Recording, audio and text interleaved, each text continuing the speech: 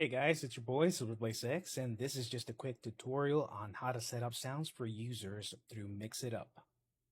So we're going to click on the sidebar, select users. We're going to go ahead and go through your list, or you can also type in the user that you want to set up. In this case, we're going to use TeachBlaze. By the way, give him a follow. All right, once we find him, we're going to go ahead and go to the edit section. It's going to pop out a window, which we're going to go ahead and blow up because what we're looking for is under options and then add command. Okay, so we're going to go ahead and click on add command. It's going to bring up another window, and here we're going to set up sound because we want to play a sound every single time he comes in on chat. In this case, we picked a little custom sound for him, courtesy of Lil Recon. I hope he enjoys it next time he's on chat.